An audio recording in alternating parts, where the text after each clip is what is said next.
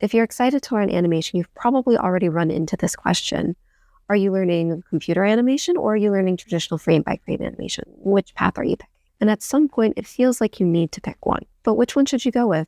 Which one will get you the career you want? Which one will give you the perfect understanding of animation? Which one's going to leave you feeling fulfilled? I'll break down the differences between these paths, but I want to be clear up front.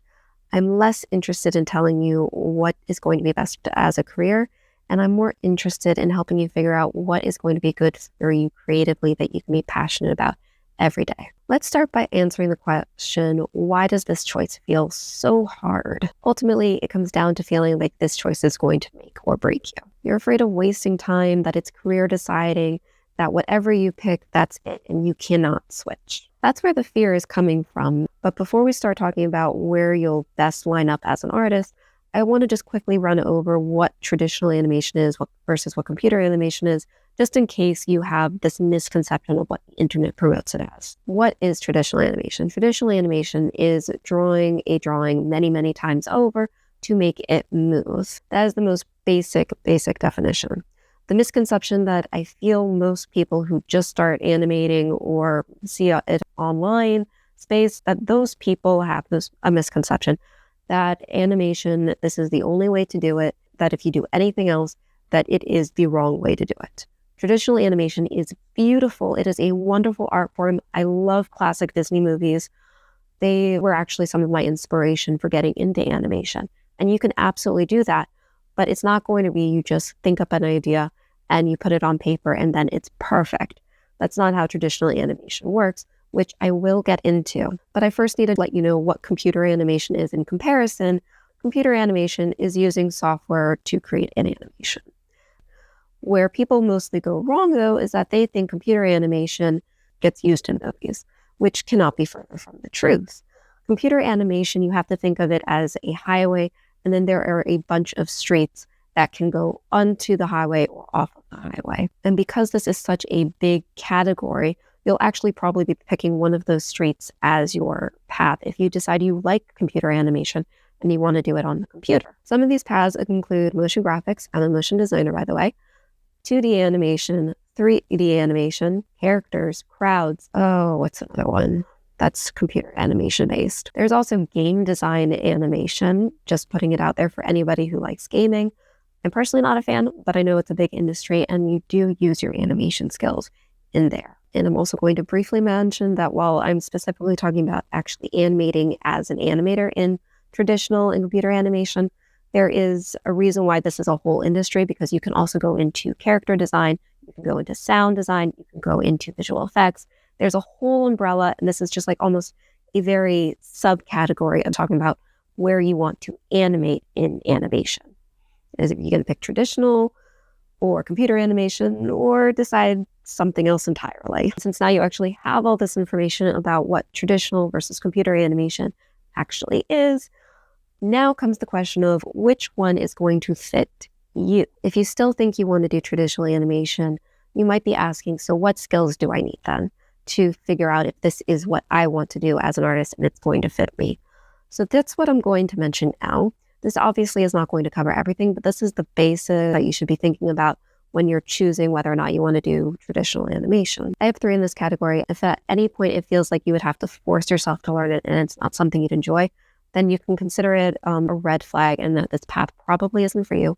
But if any of these sound like, yes, that's exactly what I want to do, then you've probably found which one you want. You need to like drawing, or you have to have a drive to want to learn to draw. Another thing you should think about is, are you a visual problem solver? And can you think in rotating masses? Because as a traditional animator, you're going to be drawing the same drawing in many, many different perspectives. A weakness of traditional animation that you should be aware of is that it's very time intensive and that it will be drawing the same drawing again and again and again till you get the result that you want.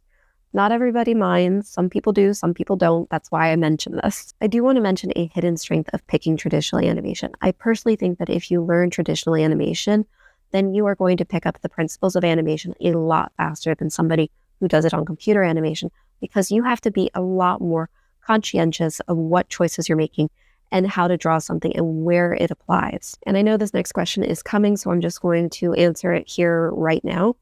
is there any software that you can use as a traditional animator since this is the digital age? Absolutely, but please be aware that if you do not have the budget to buy a tablet, you of course can start with sticky notes and pens. That said, if you do want to go digital, you can get a tablet, you can get an iPad, you can get a drawing app. Most of them have the animation assist. Some of them are even free. My favorite drawing programs that have animation assist at the moment are Procreate and Adobe Fresco. Procreate costs money. There is a version of Adobe Fresco that is out there that is free.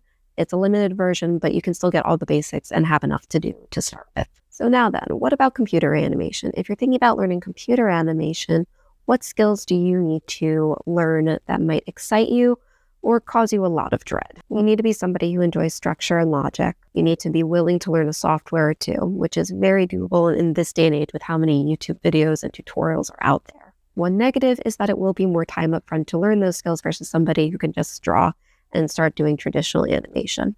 But it's very doable. And lastly, you'll have to be somebody who likes problem solving with constraints. The biggest weakness that you might experience with computer animation is that there will be some shiny object syndrome. This means that if there's a new upgrade, a new tool, a new program, you might want to jump to the next one or try it out, and it can distract you from actually learning the skills that you want to learn within your software or your program, or just focusing on the animation principles in general. It's not really a problem. It's just something to be aware of so that it doesn't end up happening. I know that I did get distracted by programs, so that's why I'm able to give this warning to you. But if there's a weakness, there also has to be a hidden strength. Just like in traditional animation, it had its hidden strength. Computer animators and computer animation has its own hidden strength. And in computer animation, the strength of it is that you can reiterate a lot faster because you're using a program. And creatives with more logical minds will thrive on building systems in this animation path. So if you're excited about computer animation, you're probably asking the question of which software do I focus on? There are so many out there. And I hate to say this, but it's going to depend on what street you decided to go on. I can tell you from my own personal experience of where I use what software, but you're going to want to do your research so you can figure out which one is going to work for what you want to do. For characters, I use several things. I use Illustrator to create them.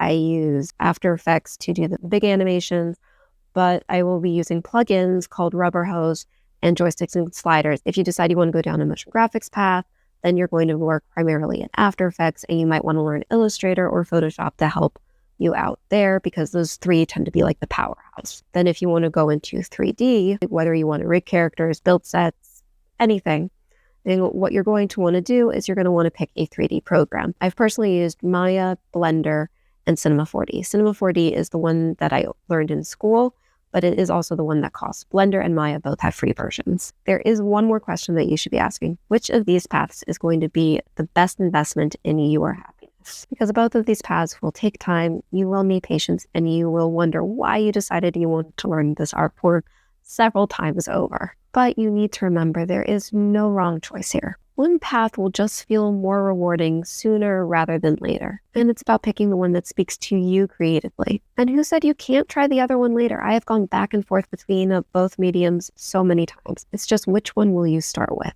But if part of what's making this decision so stressful, the fear that you'll pick the wrong path, that you'll want to switch later on, but you won't have any skills that will carry over into the new animation that you want to try, well, that's exactly what I break down in this next video. Because the truth is that great animators aren't defined by the software or where they start. They're defined by a set of skills that most people don't talk about. And some of these skills you might already have, which means you already have a leg up on whatever animation path you decide you want to do.